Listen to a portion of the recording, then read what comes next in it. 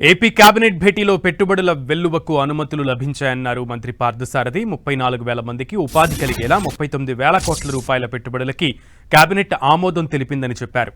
Rare earth minerals ఏపీలో భారీగా ఉన్నాయన్న మంత్రి పార్థసారథి వీటిని ఎక్స్పోర్ట్ చేస్తే ఎగుమతుల్లో చైనా కంటే భారత్ ముందుకు దూసుకెళ్తుందని అభిప్రాయం వ్యక్తం చేశారు.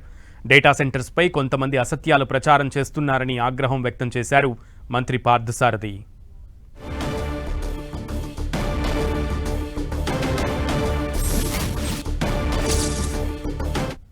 సహజ వనరుల్ని వినియోగించుకొని మన రాష్ట్రాన్ని ముందుకు తీసుకెళ్ళటమే కాకుండా మన రాష్ట్రంలో మరి యువతి యువకులకి దాదాపు 20-25 లక్షల మంది ఉద్యోగాలు కల్పించే లక్ష్యంతో ఆలోచన చేస్తుందని చెప్పేసి మనం చేస్తాము.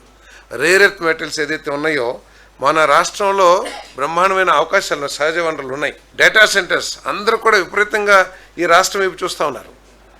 దేశంలో ప్రపంచంలో ఉన్న డేటా సెంటర్స్ యాజమాన్యాలన్నీ కూడా మన రాష్ట్రంలో డేటా సెంటర్లు పెడతానికి విశాఖపట్నం వైపు చూస్తున్నారని చెప్పేసి మనం చేస్తాను. ఈ దేశంలో డేటా సెంటర్స్ ఉన్న రాష్ట్రాలు తీసుకుంటే మహారాష్ట్ర, తెలంగాణ, కర్ణాటక, తమిళనాడు, తర్వాత మన ఆంధ్రప్రదేశ్ అమరావతి విశాఖపట్నం అని చెప్పేసి చెప్పడానికి చాలా సంతోషిస్తామని చెప్పేసి కూడా మనం చేస్తాం.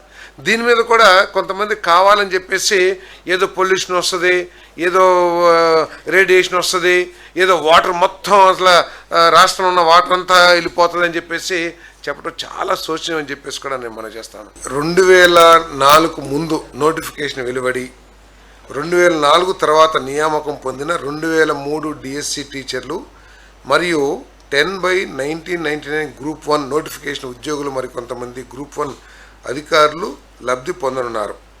మొత్తం 10,715 మంది సిపిఎస్ ఉద్యోగులను ఓపీఎస్ విధానంలోకి మార్చడం ద్వారా వారి జీవితాల్లో వెలుగులు నింపి వారి కుటుంబాల్లో సంతోషాలను తీసుకొచ్చింది ప్రభుత్వం.